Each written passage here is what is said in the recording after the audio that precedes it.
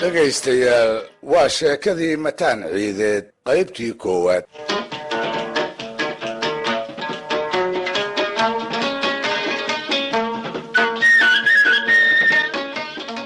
dadka eebbe waa kala caynoo dadka eebbe waa kala dabeecad qallafsan, dabeecad dabacsan, dabeecad macaan, dabeecad qaraar, dabeecad naxariisata, dabeecad aan jixin geyigii la joogaba ninbaa uunka bud ka soo yidhaahda.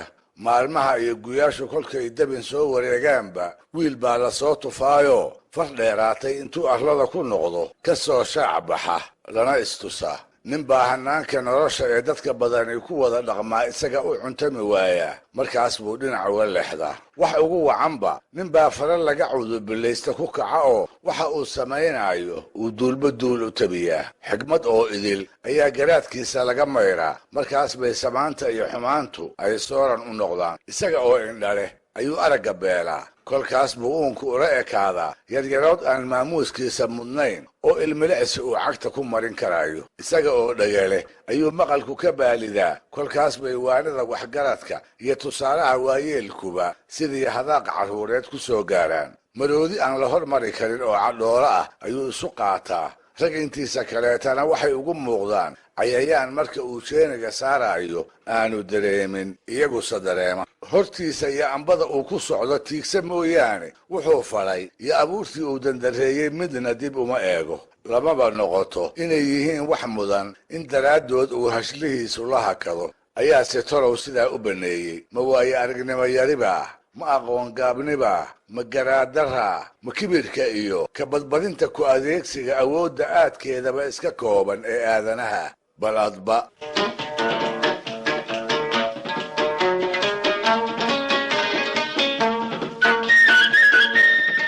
intaasi waa iga gogol dhigasho. waxay hordhac u tahay sheeko ku dhowaad 2 qarni ay soomaalidu isu warinaysay, ayna ila noqotay inaan mooggaan idinku jalbeebiyaa inay habboon tahay. waa sheeko soomaaliyeedoo dadkeedii iyo kuwii goobjoogga u ahaa toonihii aysan maanta adduunkana mooyee adduunkan idinkaga dhaqnayn. waa sheeko waa fog dhacday, asii hari weydayoo sidii la isugu soo gudbinayey uu nasiibkayaguna soo gaarsiiyey. qiyaasta waa bartamihii qarnigii 19aad. geyiga aynu joognaa waa dhulka ciid loo yaqaan oo carrada cas ee furfurka ah ku tilmaaman. ninkii aan aqoon baa loola dan leeyahay waa dhulka gar loo guba uu beri ugu magaca dheeraa ee haddaanan qaldanayn ay maanta qabri daharre magaalada u tahay. dalku waa nabadoo gaala weli cagta ma soo dhigin. saan cadda iyo saan madooba toonihii weli kuma dhex saqaafin. waa la barwaaqaysan yahayoo roobku xilliyada la sugo ma maqnaado. in dhoweyd abaara ma dhicin oo dareenka la qabaa wuxuu ku kooban yahay subagii oo qumbayaasha ka batay iyo xoolihii oo tiro dhaafay, wax celiyana la waayey. geela ayaa harkii loo dhaqaaqaba sariiran. lo'da ayaa balliyada agtooda ka banaaxii. wegana farda ah oo barbaartimaha deebeeyey ku joogto ayaa la bedri. seenya dhuux iyo dhiinwaalna iyaga carruur iyo dumar mooye nin rag iyo dheef kama jeeqaaqo oo waa ka garanuug. dhiig iyo dhaqan, xilo iyo xooro wixii dadka kala gala guurti abwaana ah oo talayaqaan miiran ah ayaa loo geeya. ilaahow aqoonna ha nagu cadaabin, eexana ha nooga tegin intay ku ducaystaan ayay xeer la wada yaqaan oo aalaaba la okoban yahay garsoorkooda ku saleeyaan. shareecada islaamka iyo xeerku kolkii ay isdiidaanna shareecada ayay ula bayraan. guddoonka ugu dambeeya wadaadka tuxfaha iyo minhaajka xambaarsan ayaan laga daba hadlin. go'aanka geedka shir nin diidaa cambaarow habaal iyo in la isugu tufaana u dheer iyo weliba isaga oo gardiid magac ugu yeedho.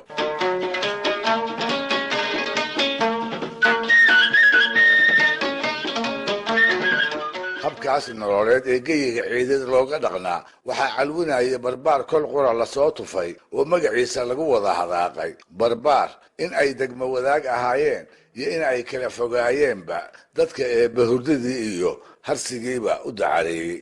nin kibrey oo tadhahay oo wixii uu doonaba ku kacay ayuu ahaa. safarkii uu la kulmaba waa dhacay.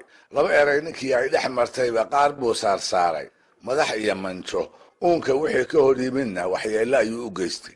xumaan mooyee nin aan dubaaqiisa saba ku soo hoyan ayuu ku caanbaxay. waalid buusan maqlin, guurti baan wax u sheegi karin, waana culimuu dhagaha ka furaystay. eed nin ay lahaayeen iyo nin aysan lahaynba waa dubaaqeeye. shisheeye iyo sokeeye waxa u dhexeeyana ma uu aqoon. raafley iyo qoobley wixii xoolo badanka daaqaya inuu leeyahay ayuu isu qaatay. kolkaas buu sabanba qolo ka soo meersaday nool wixii ay dhaqeen. inta la isweydiiyeyba cid ka nabad gashay sina loo waayey. barbaar u babac dhiga ayaa intii muddo ah soo muuqan waayey. markaas buu maskaxda gashaday ilaaha weyne inuu geyiga ciideed iyo dadka deganba isaga ku xudumay. inuu sidaas yeelo welibana uu muddo dheer ku badbaado wixii u suuro geliyey miyaad i weydiin. alla ilahe dow baad su-aasha u leedahay, anigana jawaab baa igu garowdaye intaan kuu soo koobo aan idhaahdo horta xoog iyo tiirinimo qabso. marka xiga geesinimo macangegnima weheliso ku labayso. marka saddexaadna waa qoyskii uu ka dhashayoo qaran ahaa. intii qoys itaaliya yeelan karana lahaaye iyadana ku darso. wuxuu isku halaynayey boqolaal gaashaanqaadoo ay awoowo wadaageen, gar iyo gardarrana ku garab taagnaa oo aan dhiiggiisa ciidda u oggolayn. gardarro garba og oo sidii ugu ba'nayd uu ugu adeegtay ayaa ku kaalmaysay inuu muddo madaxa taago oo qaydar qodaxdii uu dadkii agihiisa ku noolaa ku ahaado. tilmaamahaas aan cidina jeclayn talow ninkii lahaa kumuu ahaa. aan jawaabta kuu dedejiye waa xasan axmed xirsi oo mataan ciideed soomaalida sheekadiisa wax kala socotaay ay ku garan og tahay. ninku waa ninkaas magaca ciideedkiisii ku darsaday ee ku laray. ma moodaa isaga mooye inaan labood kalaba ciid lagu dhalin. haddaba waa un la sheegaaye mataan ciideed ma doqon saleella ah ayuu ahaa, ma diric buu ahaa, ma geesi buu ahaa, ma macangeg buu ahaa, ma waxgarad buu ahaa, ma liiti aan wax aqoon buu ahaa. sheekadiisa ayuunbaa wax badan inooga sheegi doontee bal ila dhadhanso oo ila dhux.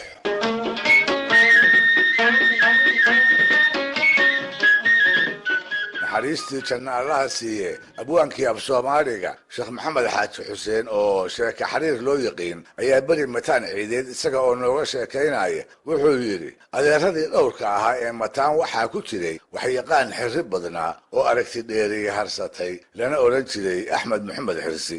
saadaal aan habaabin nin looga bartay ayuu ahaa. wuxuu ku jiray raggii guurtida ahaa ee mataan waanadiisa ku oomay. wuxuu ka mid ahaa raggii isku hawlay wiilka iyo uumiyaha inay u kala miciinaan oo kala maadiyaan. asii waxba ka gaari waayey. wuxuu ugu horreeyey garcadaayadii gadaalkii mataan ka quustay oo waana abuur baa ka horraysay inta ugu maahmaahay u saadaaliyey ha dhowaato hase dheeraatee goor ay noqotaba inuu gardarradiisa eedi doono. arrin foolxun kolkuu faraha la galo oo la isku uugaamo ayaa ileenjifo ayuu u ahaaye axmed maxamed loo imanoo lagu odhan axmedow maantana mataan waxaa iyo waxaa ayuu ku kacay. axmed maxamed isaga oo aan isluurin buu odhan xasan mataan wixii eebba ku abuuray weli ma dhicin. weedhaas lama garan jirina waa la garan waaye jire. axmed maxamed baa dhalaal kale loo imanoo inta loo warramo lagu odhan nin baa maanta geedkii shirka iska taagay. dabadeedna xasan mataan baa inta labadii waran isugu qabtay xudunta kaga dhuftayoo duuddheerta kala jebiyey. axmed maxamed wuxuu odhan xasan mataan wixii eebba ku abuuray weli ma dhicin. dhalaal kale ayaa axmed maxamed loo iman. korkaas baa lagu odhan shirkii buu maanta xasan mataan tegey. dabadeedna jadal buu inta qaatay ninkii ragga ugu mudnaa ama sheekha ahaa siduu ugu garaacayey dubkii kaga murxiyey oo ciidda jiifiyey. axmed maxamed wuxuu ku jawaabi xasan mataan wixii eebba ku abuuray weli ma dhicin. maalin afraad ayaa haddana loo iman laguna odhan axmedow aqal buu xalay gubay. dabadeedna markii la maagay in loo soo gurmado oo dabkii la seexiyo ayuu gabooye fallaaro mariidaysane ka buuxaan dadkii meesha ku soo ururay ku bilaabay oo rag iyo dumar wixii goobta isa soo taagay midba fallaar baarimaha u joojiyey. axmed maxamed isaga oo qabow ayuu ku jawaabaa weedhii uu goor walbaba ku jawaabi jiray ee ahayd xasan mataan wixii eebba ku abuuray weli ma dhicin. dadka kale ayaaba yaabane isaga yaabba taaban maayo. ma garabdaar buu lahaayo waxa loo sheegayo wax ka weyn oo dhici doona ayay duulashiisu waayo hore dubaaqiisa ku hubsadeen. hadda garan mayno, gadaal baynuse ka garan doonaa.